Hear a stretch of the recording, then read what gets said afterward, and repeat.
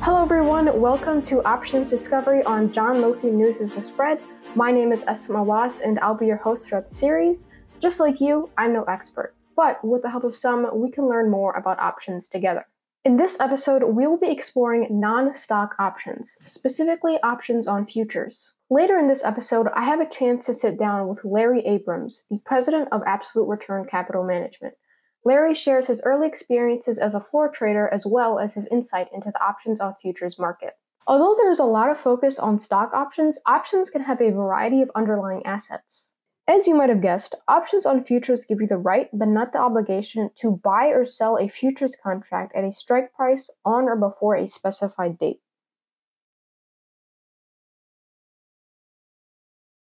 In many ways, options on futures are very similar to your standard stock option. One thing for traders to keep in mind when exercising this option is that they will be receiving the actual futures contract, not the physical underlying asset. For example, if a trader has a futures option on wheat and they choose to exercise this option, they will obtain the futures contract on the wheat, not the actual wheat itself. Most, but not all futures options are American style. This means they can be exercised at any time. Other futures options are tied to indexes, and rather than having to worry about taking physical delivery of a commodity, the contract is cash settled at expiration. There is a risk that a call option can be exercised into a physically delivered futures contract, leaving you with a futures position and the risks that go along with it. Now that we have a basic understanding of what options on futures are, let's talk about how they would look on a call versus put option. If a trader buys a call option on a futures contract, they have the right, but not the obligation, to establish a long position in the underlying future at the strike price on or before the expiration date. If the futures price exceeds the strike price, the trader can profit by exercising the option and then selling the futures contract at the higher market price. On the other hand, if a trader buys a put option, they have the right, but not the obligation, to establish a short position. If the futures price falls below the strike price, they can profit by exercising the option and then buying the futures contract at the lower market price to cover their short position.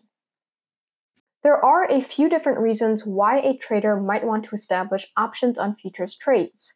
One reason is the flexibility that they provide. Most of the strategies used for stock options can be applied to options on futures. Options on futures can be used to hedge risk or speculate on market movements.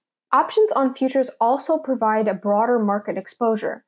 This allows traders to speculate on the overall market movements of commodity prices, not just the individual companies. Trading options on futures allows for diversification of a trader's portfolio. Spreading options across different asset types allows for more efficient risk management. As with any other option, volatility risk is always something a trader needs to watch out for when trading options on futures. High volatility is accompanied with market uncertainty or breaking news events. Although increased volatility can present opportunities for profit, options traders might find it challenging to predict the magnitude and direction of these moves accurately, increasing the risk of losses. There are different types of volatility, one of them being volatility skew. Volatility skew occurs due to the difference in the implied volatility levels of the options with different strike prices but the same expiration date. The implied volatility of an option is a measure of how much the market expects the price of the underlying asset to move. We'll talk more about how volatility skew affects options later in this episode. This week, we're lucky to have Larry Abrams, the president of Absolute Return Capital Management, to give us more insight into futures options. Without further ado, please enjoy this week's interview. Hello, everyone. Welcome to another episode of Options Discovery. Today, I'm sitting down with Larry Abrams, the president of Absolute Return Capital Management. Larry, can you tell me a little bit more about yourself and how you got to where you are today? Sure. I've been in the trading business pretty much my entire career, which spans over 35 years now. Actually, I hate to say it, closer to 40, I might be now. Started out most of my career was on the trading floors. Of course, the trading floors don't really exist at this point, but I was a proprietary trader for over 25 years. Started out at the Philadelphia Stock Exchange with the firm Cooper Neff and Associates. A lot of the younger people today don't know Cooper Neff, but we were one of the probably what I'd call the big four option trading firms and market making firms at the inception of options. starting out in equity options, expanding into options on futures as well. And I traded, as I said, in Philadelphia, moved on to Kansas City and then Chicago with Cooper Neff, ran the Chicago Board of Trade and SIBO operations. And after the firm was acquired by a couple of banks ultimately, but the first tranche was a major Japanese bank. Started my own firm based on the floor of the Chicago Board of Trade, primarily trading in the soybean options pit. Did that for another couple of decades. And then when floor trading really ended, I left the floor and started a commodity trading advisory firm, CTA, called Absolute Return Capital Management, and that's where I am today. So, as you were saying, I know you spent over 30 years on the floor. What would you say were some of the most influential experiences you had while trading on the floor? Oh boy, there were so many. And actually, John Lothian, who you work with, John did another podcast series called, I think it was called the Open Outcry Project. I was a guest on that in a two-part series, and I go into a lot of the floor stories there. So, and in fact, there are stories, but influential, it was really more about the raw capitalism, the raw honesty, if you will, of being on the trading floor. It was instantaneous reward and punishment, I guess we'll say. And the most important thing about being on the trading floor was, in fact, having that control of your emotions, being able to be super objective as you traded in what really does appear to an outsider to be just massive chaos. It's actually quite orderly. In a lot of ways, I compare it to many years ago, I was in Tokyo and I was in Shinjuku train station where during rush hour, and I don't speak Japanese. And yet this was massive people running in every single direction with the PA system nonstop or concurrent PA systems in Japanese, and everyone running, looking up at the display boards. This was pre-cell phones and everything. And thinking to myself, how do these people have any idea what they're doing? And of course, it was entirely orderly to them. And that's a lot what the trading floor was like, that it was a unique language and unique culture that others couldn't really understand unless you knew that language and knew that culture. So it was a lot of fun. It's really interesting to see how you have to, I guess, handle that high intensity environment. So I know you said you're the president of Absolute Return Capital Management. So what lessons did you bring from the trading floor to your current job? Oh, sure. That's fairly easy for me to answer. It's a systematic approach that's very much rules based, and that's what made me successful as a trader on the floor for all those years. They're they're in a lot of ways, the trading floors and all trading is kind of a big revolving door of people who come in and come out, and the majority are not successful at it, and it primarily because of a lack of discipline and risk management. Some people just don't understand it, don't get it, but there are a lot of smart people who came to the trading floor, come into trading today, and they still are not successful because they can't, again, separate those emotions and stay within boundaries and stay within a certain set of rules. And whether I was on the floor or I'm trading today, I'm very much of, in fact, a rules-based trader, and risk management is central to everything and overrides everything. So I've continued to, on the floor, I had certain rules. They're not the same rules necessarily. Some are, but in a lot of ways, you have to customize yourself to the experience. And yet, it's very important to figure out what those rules need to be in order to be successful and to stick with them.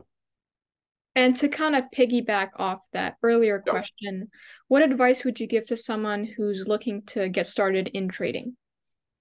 Yeah, so the path today is a lot different than the path when I started. The trading floors it really was the Wild West in a lot of ways, and it really was, I guess, maybe more akin to sitting down at a poker table than to getting into high finance or into today what is more technology backed.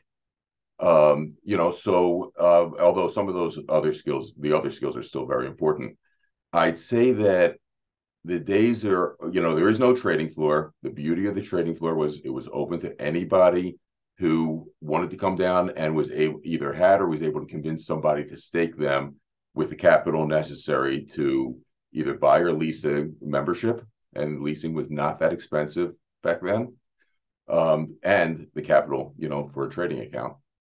But today, the barrier's lower. Anybody can trade. You can trade in a, almost cost-free environment. There are front ends out there like TD Ameritrade systems and things like that at TD Ameritrade, which is now Schwab. Thinkorswim is their best platform. Costs nothing to use as a non-professional, and the commissions are very low. So anybody can come in, but again, having that infrastructure and knowledge is very difficult. As far as becoming a professional trader, the big difference today is it really is a technology game. And it used to be, again, that my advantage trading on the floor was time and place more than anything. Well, now there's open access to the entire world. And the other thing was, for instance, when I traded in the soybean options pit, there were 200 of us. Or when I was trading in certain pits at the CBOE, there might be 4 or 5 guys standing around, and that was the market. We were the market makers providing the liquidity. But now there are thousands and thousands of screens all over the world, and thousands of participants, both on the buy and sell sides, and the competition is fierce, and everything is about technology. So you have to, if you want to be a professional trader, my advice is you kind of have to go work for a large firm. And if you're working for a large firm, you have to have at least a pretty good understanding of, or have some ability to code and to speak with programmers and speak with the tech department and have that language as well. A lot of the firms have separate divisions of technology versus traders, and yet you need to be able to, to correspond with one another. So it's a high capital game. And, as a professional trader. I think it's interesting that you brought in coding because some of my business classes are now incorporating coding into the curriculum, which I think is a great addition. It's absolutely essential. It's necessary. Yeah. So I want to ask you some questions related to some of the things you've done outside of the options industry. So Can you tell me a little bit more about your nonprofit, Open Heart Magic, and what influenced you to start it? Yeah, so it's actually not my nonprofit. I'm associated with the organization. It's a fantastic nonprofit organization. So yeah, called Open Heart Magic.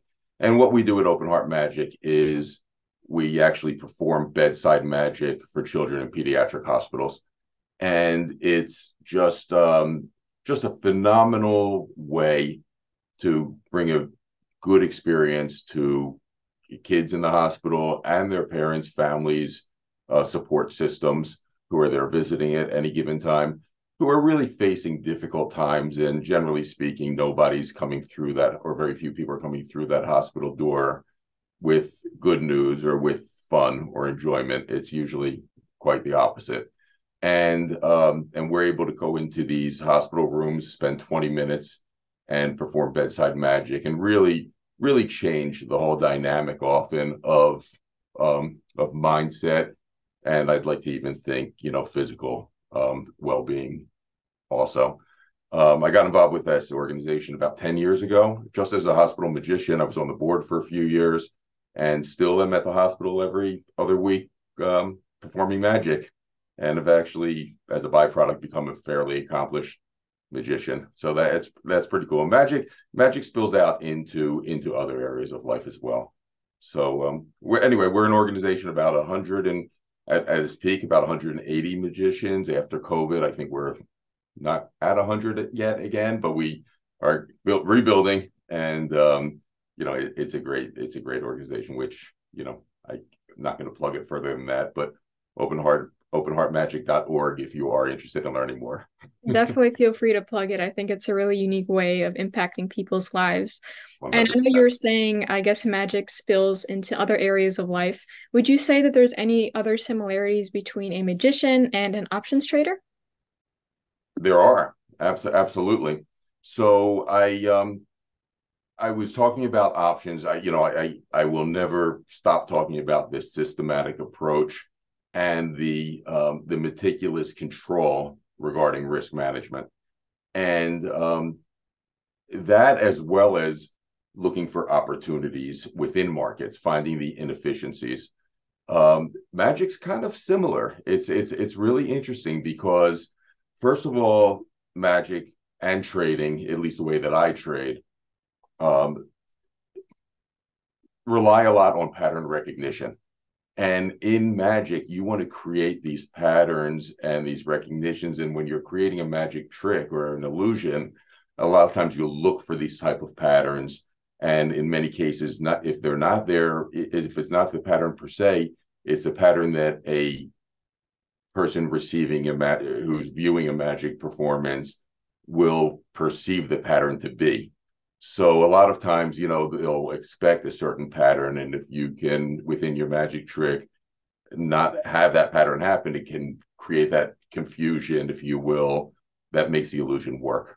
In addition to that, again, when constructing a trick, you're looking for layers. You're looking for different layers of complexity, different layers of finding kind of like where that edge is that's going to give you the massive impact on the illusion. And the same thing within trading. And then lastly, the similarity, or there are many more, but another major one is having outs. So a lot of times you're going to make a mistake in a magic trick, and you're going to make a mistake in a trade as well. And you've got to both recognize when that happens and realize how to control the damage of it. What are the ways to, again, manage your risk, turn it into, if possible, even benefit from the mistake, from the unforeseen thing happening. So if you're looking for a certain card within the deck, or you're expecting it to happen, and all of a sudden you turn it over and it's a different one, where can I go with that and still not ruin my performance? And the same thing with the trade. If something unexpected happens that's adverse, what can I do to either capitalize on it or minimize the risk? And so there are a lot of similarities. It's kind of cool. Well, it was great to hear about all your experiences on the floor, as well as Open Heart Magic, which is the nonprofit you're involved with. But let's get into the main topic of today, which is options on futures. And then we'll also talk about volatility a little bit later today. Great. But for those who don't know, can you break down what options on futures are? Absolutely. So an option on a future, it's actually quite that simple. So there are, I guess I'll differentiate it versus options on other things. You can have an option on anything, and basically what an option does is gives you just that, gives the buyer the option to buy or sell something under certain terms of the terms of the contract. And you can have an option on a physical thing, an option on a piece of real estate, an option on, a ticket to a Bulls game. You can have an option on it, things like that. And then you can have them on stocks and other securities. And then you can have options on futures. So futures contract, so the option is on whatever the underlying product is. So an option on a future is an option to buy or sell a futures contract on whatever the futures contract is. And of course, the same type of variables or the same type of terms apply on almost any option. There's a strike price at which you would buy or sell it. There's a date at which it would expire, so the option's good until a certain date. There's a premium which you would pay for it, and a couple of other things that go into options. We'll probably get into detail with that in a few minutes. But again, it's on the futures contract itself. So let's just use the example of gold. You can actually have options on gold itself, on a gold coin, and you can take that gold coin and you can have an ounce of gold, and the deliverable would be the actual gold itself. or you could have it on a cash settled based on the price of gold, and that's what would settle if the option gets exercised, at the end. But in the case of options on futures, it's the actual gold futures contract. So it's the term, that's what you would actually receive if you exercised or were signed an option. And I know you were saying earlier, I guess the underlying doesn't matter as much, depending on, I guess, what your goals are. But how liquid is the market, I guess, for options on futures? Is there any difference, I guess, from like the standard stock option? Yeah, actually, you hit the nail on the head. Nice. It's a great question, because while I say it doesn't really matter what you're trading, when I use that example of paper clips, one thing I said is if there was a liquid market in paper clips, I would trade it. So liquidity is the key to that. The fact is, if you want to trade futures options on S&P futures, you can essentially almost always be guaranteed a very tight and liquid and massive volume market. So if I were to pull up right now on my trading platform, S&P options, you're going to find that it's one tick wide, the smallest increment possible at almost every strike, as is the future, of course.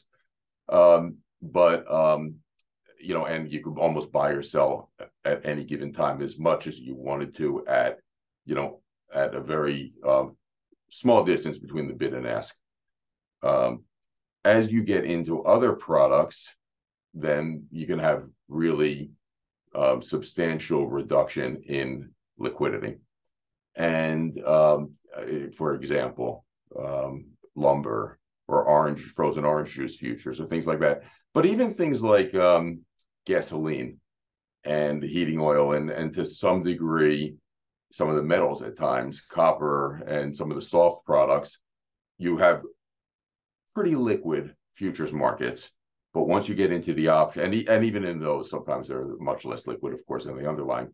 But when you get into the options, they can become very illiquid, and you can find very large gaps between the bid and offer in specific options. And that's where, frankly, if you're going to trade those type of products, it's really important to understand equivalencies between options and the relationships between the options and the future, because there are going to be times that you're in a position and you want to trade out of it or manage the risk, and it might be more effective to trade a different option than the one that you have.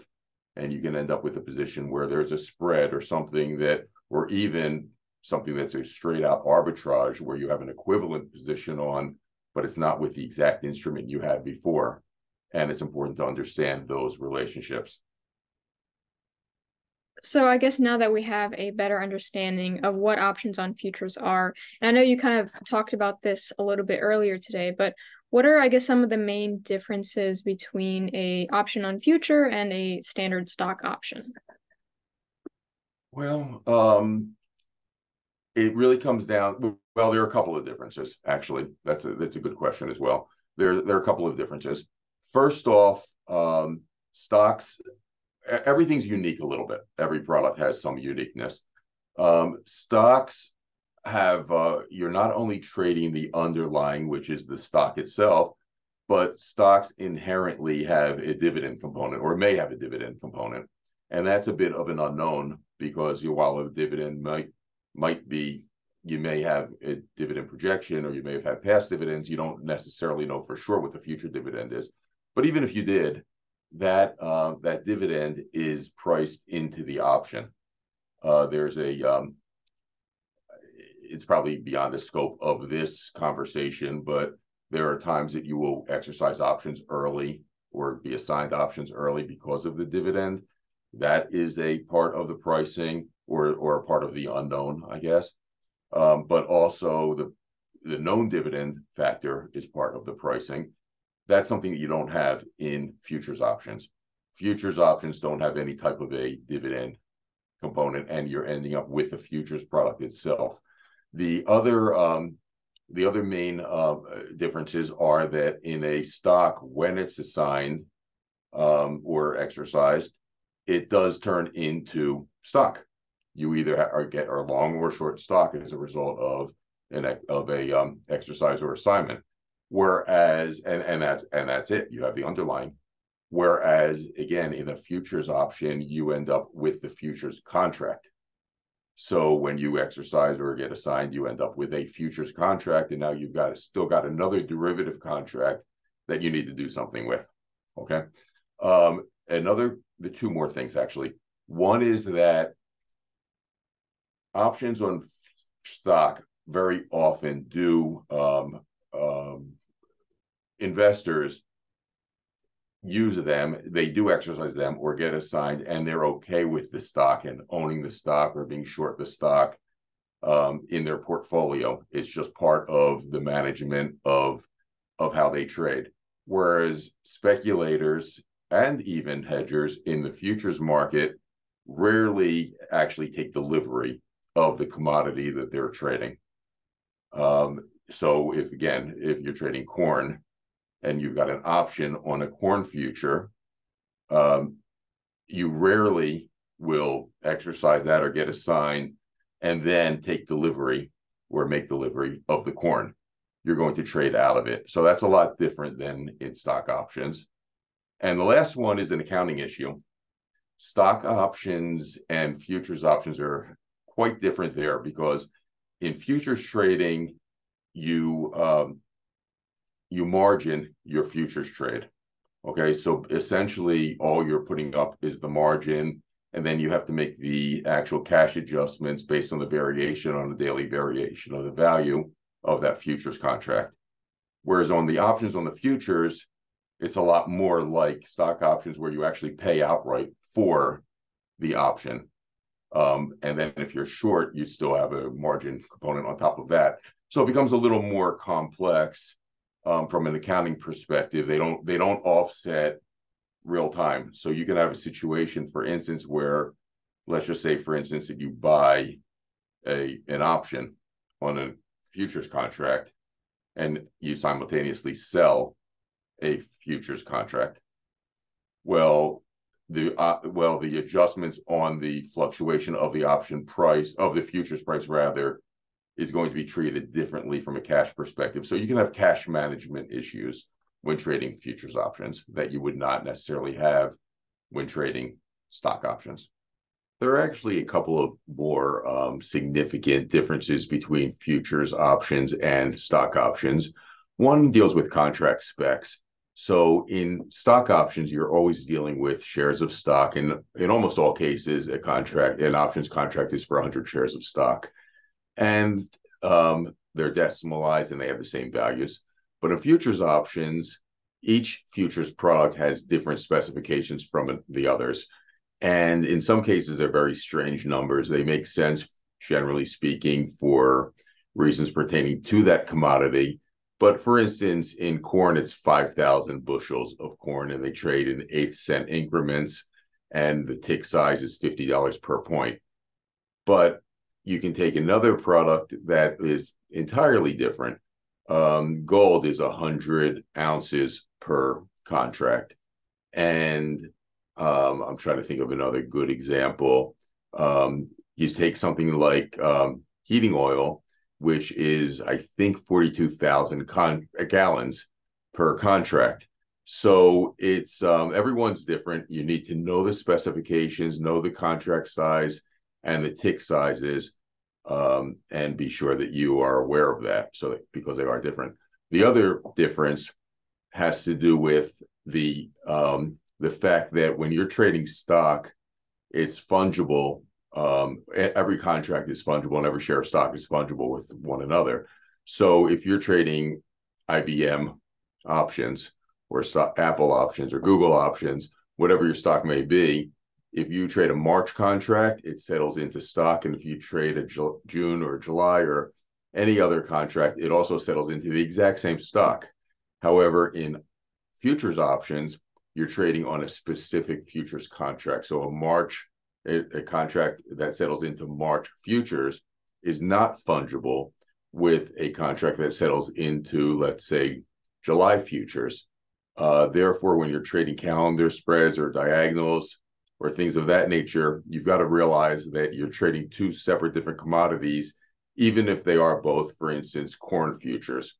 It gets even a little trickier because you could, in something like the example of corn, be trading a month that's this year's crop versus a month that's next year's crop, and therefore they're almost two different commodities altogether. So the relationships can be very different. Whereas in stocks, if you're trading a March stock option, and you're trading June against it, it settles into the exact same stock. Or you can make adjustments as you're approaching expiration, the March expiration, you can adjust with a different month. And again, you're dealing with the same underlying. That's not the case necessarily in futures options.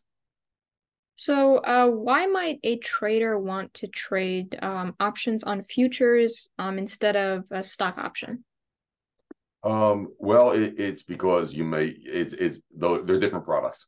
So, stock options are just that. If you're trading stocks, then you would be trading stock options. But there are certain the futures products.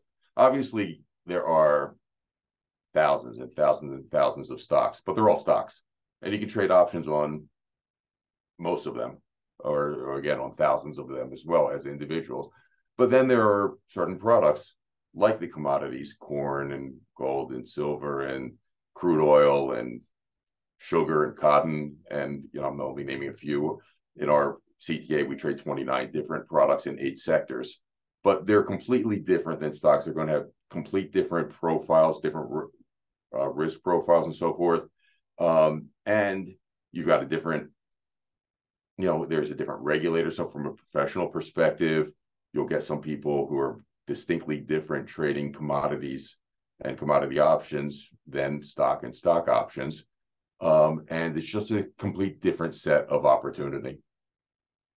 So I know we said we talk a little bit more about volatility. So here we are.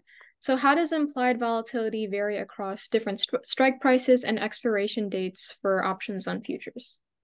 Okay, yeah, that's interesting. So just to explain what skew is. So, to explain implied volatility and skew, basically in an option, there is a formula. There are models that are used to create theoretical values of options. And most of those values are known. For instance, what is the price of the underlying at the time of the trade? What is the strike price? What is the expiration date and time? Is it an American or European option? And the difference being that American options can be exercised at any time, and European are exercised at expiration. Interest rates are kind of an unknown, but they can be hedged. So then it's a controlled unknown in terms of the future interest rate. But the one that's missing and is part of the formula is volatility. How volatile will that contract be between now and expiration? And that's an unknown. You can have history, you can have projections, but it's still an unknown. However, because in a liquid environment, if you have a liquid option that does trade, its current value. And therefore, it's quite a simple algebraic formula to determine what is the implied volatility that option price has right now, because that's the only missing variable. And A, B, C, D, E, F equals G. Well, G because the option price is liquid and it is trading right now. So you can figure out what the implied volatility is. So in Black-Scholes model, for instance, which was is the most basic, and I don't know first per se, but was one of the first and well-known option pricing models, assumes that the implied volatility for that entire commodity or stock will be the same across the board, across all the strikes, because it assumes a normal distribution. But markets don't exhibit normal distribution. They have abnormal distributions, generally speaking, fat-tailed distributions, and they have a market skew, meaning the marketplace factors in a higher chance of either a big move to upside or a big move to the downside. and therefore each strike trades as if it has a different implied volatility from one another. And that's what is considered market skew in an options market. Now, most people in the stock and bond world, but in the stock options world, think of it having a negative skew. In other words, puts and lower strikes are priced higher than calls or higher strikes. And the reason for that is that, generally speaking, there's more of a chance of a big move to the downside than a big move to the upside. And generally speaking, when you have a crash, if you will, or a panic situation in stocks, it's to the downside and to the upside. And prices are, and therefore a call strike that's 5 strikes out of the money is going to be priced lower than a put strike that's 5 strikes out of the money. Okay, I hope that's clear. Now, in the futures options, oh, go ahead. No, go ahead. Sorry. In the futures options, it's not quite that straightforward. In some cases, especially in the financial products, it exhibits a similar characteristic, but not always, but almost always. A similar characteristic where the lower strikes or the puts, out of the money puts, are priced higher than the calls. But in other products, like for instance, commodity products, agricultural products, it's the exact opposite. Calls are priced higher than puts. And I'd like to explain that in a way that I don't think too many people think about. And that is, where is the panic? So the fact of the matter is, in stocks, people are naturally long stocks. The world is long stocks. So the panic is on the downside. The panic is what hurts the people who are the natural holders or users of the product. And in stocks, for instance, that's clearly the downside. That's where the panic is going to be. But in something like food, in corn or soybeans, stuff like that, it's the opposite. Nobody's going to panic over food prices coming down. Or I shouldn't say nobody. The masses, the world is not going to go into a panic over prices of food getting cheap. But if there's a spike in food pricing, if there's some kind of a calamity, some kind of a disaster, and there's a crop failure and prices absolutely spike, and the world goes hungry or people go hungry and they can't eat, then of course there's a panic, right, on higher prices. So that's the way I see it, at least, that it's because the world is naturally short food, but the world is naturally long stocks. And therefore, where's the panic? And that's how it gets priced and why you have these skewed distributions the way they are. However, there are going to be times when something like a food product has more of a normal distribution, or even a negative skew position for some kind of reason, usually a supply and demand imbalance. But generally speaking, what I just said, is the case. I hope you learned a little bit more about futures options today. I want to say a special thank you to Larry Abrams for taking the time to talk with us.